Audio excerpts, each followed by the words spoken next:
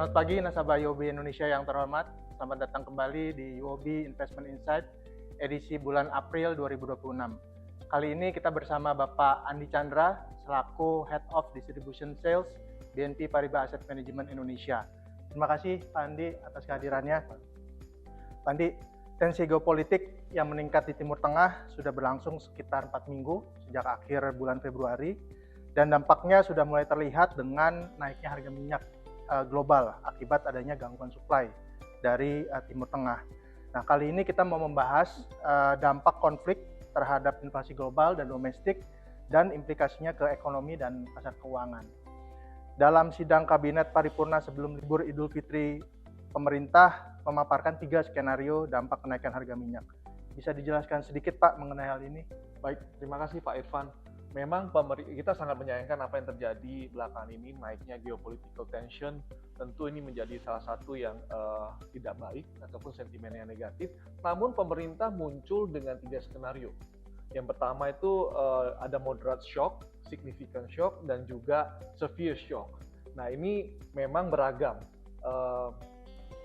Perkiraan harga oil itu diperkirakan dari yang moderat itu sebesar kurang lebih 86 sampai yang severe itu bisa mencapai $115 per barrelnya. Dan kisaran rupiah juga cukup beragam. Kalau kita lihat di moderate shock aja itu berkisar 17.000, sehingga kalau yang paling parah bisa mencapai 17.500. Tentu ini juga akan mempengaruhi defisit anggaran APBN berkisar 3,18% sampai dengan ke arah mungkin sekitar 4%-an, Pak Irfan. Tetapi memang kita lebih akan melihat arah ke depan karena kita melihat perubahan geopolitical tension ini berlangsung cepat. Jadi yang kita harapkan sejauh ini moderate shock ya, dengan harapan perang ini bisa selesai dengan lebih cepat, kisaran di bawah 5 bulan, sehingga ya kemungkinan moderate shock ini bisa lebih berefek ataupun memberikan dampak yang lebih moderat terhadap ekonomi Indonesia. Nah, tentu pemerintah juga menyiapkan beberapa langkah. Salah satunya adalah dengan meluncurkan Perpu. Untuk tujuannya adalah ini sama seperti di masa COVID-19 kemarin tuh Pak Ivan, ketika pemerintah melakukan pelonggaran defisit bisa di atas 3% dengan mengeluarkan Perpu. Nah, ini tujuannya memang untuk dalam pasca krisis ini lebih menjaga APBN kita lebih sehat ke depannya dengan memberikan kelonggaran di atas 3%. Dan guna menjaga batas defisit itu, pemerintah juga melakukan kebijakan 2 arah. Yang pertama adalah optimalisasi dari segi pendapatan. Dan yang kedua, mengurangi ataupun melakukan penghematan anggaran yang nilainya itu sebesar hampir 120 triliun atau 0,4% dari pertumbuhan GDP-nya kita.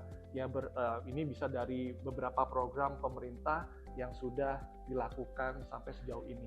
Jadi sejauh ini kita berharap perang ini cepat selesai, lebih ke arah moderat, sehingga kurs kita lebih terkendali di arah 17.000, pertumbuhan ekonomi juga bisa berkisar 5,3%, inflasi juga terkendali, dan defisit anggaran APBN juga masih berkisar 3,1%. Begitu Pak Irfan. Pak Andi, tadi sempat disebutkan bahwa dengan konflik ini ada risiko di sisi inflasi dan juga defisit APBN yang melebar. Jika konflik ini berkepanjangan, apakah hal ini bisa menimbulkan risiko terhadap peringkat utang Indonesia? Dan apabila ada, apa dampaknya terhadap pasar obligasi Indonesia? Baik Pak Irfan, memang jika konflik ini berkepanjangan, maka ada resiko terjadinya kenaikan inflasi dan juga pelebaran defisit APBN, khususnya ini gara-gara harga energi yang ataupun harga minyak yang naik. Ya tentu kita melihat ini salah satu sentimen yang negatif. Namun lembaga pemeringkat internasional masih melihat Indonesia mempunyai fundamental yang cukup solid, didukung dengan disiplin anggaran yang kredibel dibandingkan dengan negara-negara lain. Yang membedakan Indonesia dengan negara lain, kita memiliki ketahanan yang lebih baik dalam segi guncangan harga minyak. Dalam arti karena konsumsi primary energy kita lebih banyak ditopang oleh batubara domestik. Sehingga ini bukan impor minyak ya, sehingga ketergantungan impor minyak kita relatif lebih rendah dan membatasi tekanan inflasi ke depannya. Untuk pasar surat berharga negara, dampaknya lebih ke volatilitas jangka pendek ya. Ada resiko global, ini lebih ke sifat temporary, dan inflasi ini mendorong yield untuk naik ya, terutama di tenor-tenor panjang. Namun secara fundamental, SBN di Indonesia nih masih tetap menarik karena yieldnya cenderung kompetitif dibandingkan dengan negara-negara yang ada di peersnya kita. Oke, Pak Andi, berarti kita berharap konflik ini tidak akan berkepanjangan dan dampaknya pun akan lebih moderat terhadap ekonomi dan kondisi pasar keuangan. Biasanya dalam kondisi pasar yang bergejolak selalu menawarkan opportunity, dan bagaimana sebaiknya kita sebagai investor untuk menyikapi kondisi yang ada. Memang opportunity selalu ada, Pak Irfan.